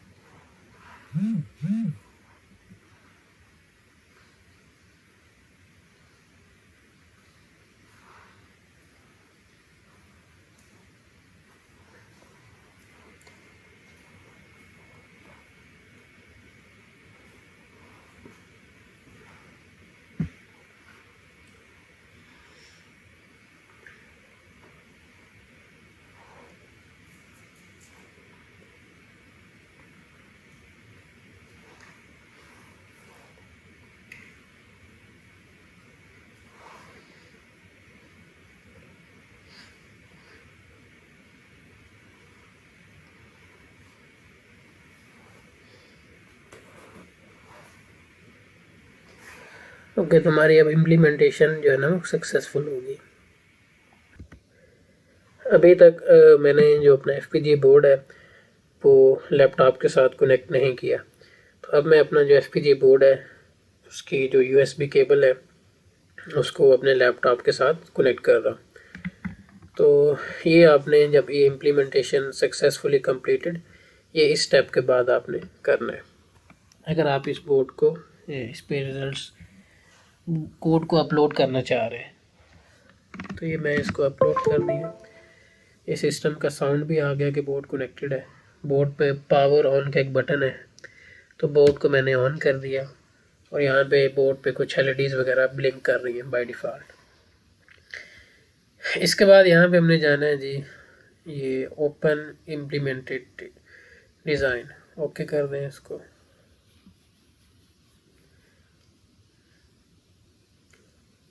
अब ये रीडिंग एंड प्रोसेसिंग कंस्ट्रेंट्स, जो कंस्ट्रेंट फाइल हमने डिफाइन की थी उसको ये प्रोसेस कर रहा है। ये देख रहा है कि कौन सी इनपुट कहाँ पे कनेक्टेड है और कौन सा जो कोड का इनपुट और आउटपुट वेरिएबल्स हैं वो एफपीजी बोर्ड की कौन कौन सी पिन्स और कौन कौन से आउटपुट्स पे कनेक्टेड है। अब इसको मैं क्लोज कर रहा हूँ, इसकी हमें अभी ज़रूरत नहीं है। अब यहाँ पे आपने जनरेट बिट स्ट्रीम पे जाना है। अब जो हमने वेरिलॉग का कोड लिखा हुआ था और जो कंस्ट्रेंट फाइल थी उन दोनों से एक बिट स्ट्रीम या हेक्स फाइल कह लें वो जनरेट होगी। उसको मैं ओके कर देता हूँ।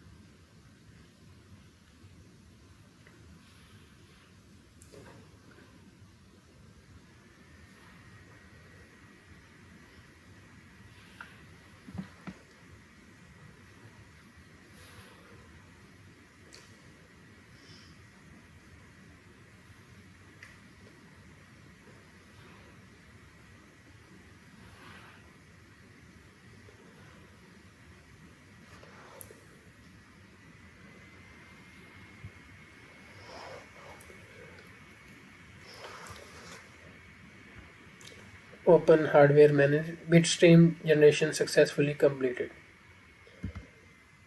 ओके करें इसको। अब ये देखें अभी उसने जो बोर्ड है उसको डिटेक्ट नहीं किया, तो यहाँ पे आपने no hardware target is open या डिटेक्टेड, ओपन टारगेट पे क्लिक करें और यहाँ पे ऑटो कनेक्ट कर दें।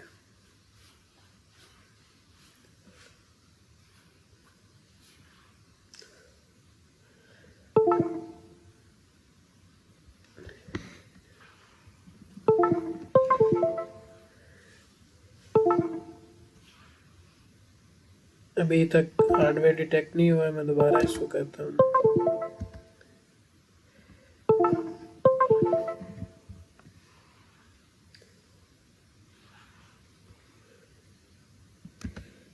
ओके तो ये हार्डवेयर का मैंने यूएसबी उतार के दोबारा लगाई, तो अब ये कनेक्ट हो चुका है।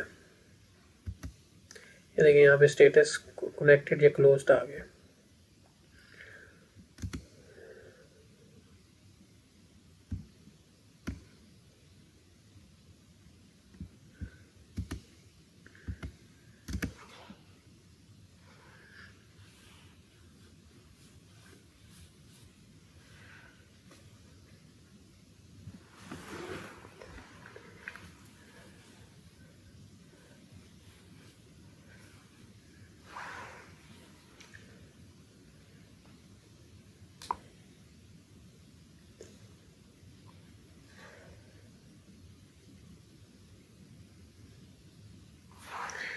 फिर डिस्कनेक्ट हो गया, इसको दोबारा कनेक्ट करता। ओके जी, तो बोर्ड कनेक्ट नहीं हो रहा था, उसके लिए मैंने बोर्ड को पहले ऑफ़ किया, फिर साइलेंस विवाडो को क्लोज़ कर दिया और दोबारा ओपन करके दोबारा बिट स्ट्रीम फाइल को जनरेट किया। और अब बोर्ड कनेक्टेड भी है और यहाँ पर ये ऑप्शन आ रहा है प्रोग्राम ए डिवाइस। तो जब आपकी बिट स्ट्रीम फाइल सक्सेसफुली हो जाएगी जनरेट, तो यहाँ पर आप program a device auto connect करेंगे। ऑटो कनेक्ट करने के बाद ये आ जाएगा और यहाँ से हम प्रोग्राम ए डिवाइस, हम ये डिवाइस को प्रोग्राम कर लिए। अब मैं देख सकता हूँ कि मेरा जो 7 सेगमेंट है वो फुल्ली ऑन है, मतलब वो स्विचेस के साथ कंट्रोल हो रहा है।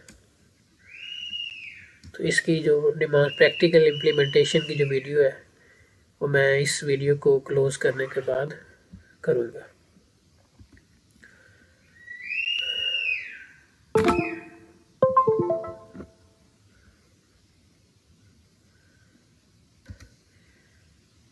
तो अब तो डिवाइस अभी 7 सेगमेंट सारे नंबर्स को शो कर रहे हैं। एक चीज़ का आपने ख्याल रखना है कि जब आप इम्प्लीमेंटेशन करेंगे तो यूएसबी केबल या बोर्ड को ऐसी जगह रखना है कि जहाँ पर वो ज़्यादा मूवमेंट उसके अंदर ना आए, जिससे यूएसबी कनेक्शन अगर थोड़ा सा लूज़ होगा तो ये बार बार बोर्ड डिस्कनेक्ट हो सकता है। ओके जी, तो ये हमारा ट्यूटोरियल था कि हम 7 सेगमेंट डिकोडर डिज़ाइन कैसे करेंगे, उसको इम्प्लीमेंट कैसे करेंगे, सिमुलेशन कैसे करेंगे। तकरीबन आप कोई सा भी सिस्टम जो हम आगे वाली लैब्स के अंदर डिज़ाइन करेंगे सब के सेम स्टेप्स होंगे। हम सबसे पहले प्रॉब्लम की डेफिनेशन के बेस पे ब्लॉक डायग्राम बनाएंगे, उससे ट्रुथ टेबल, स्टेट टेबल या इस तरह का टेबल्स वगैरह जनरेट करेंगे, उसका कोड लिखेंगे, फिर टेस्ट बेंच लिखेंगे और फिर टाइमिंग डायग्राम की मदद से हम वेरीफाई करेंगे कि क्या हमारा सिस्टम काम कर रहा है। सिमुलेशन वेरिफिकेशन के बाद हम फिर हार्डवेयर पे उसकी टेस्टिंग करेंगे। अभी 7 सेगमेंट डिकोडर की जो प्रैक्टिकल डिमॉन्स्ट्रेशन की वीडियो है, मैं ये वीडियो कंप्लीट करने के बाद वो इसके साथ मोबाइल से रिकॉर्ड करके अपलोड करूँगा। ओके जी, अल्लाह हाफिज़।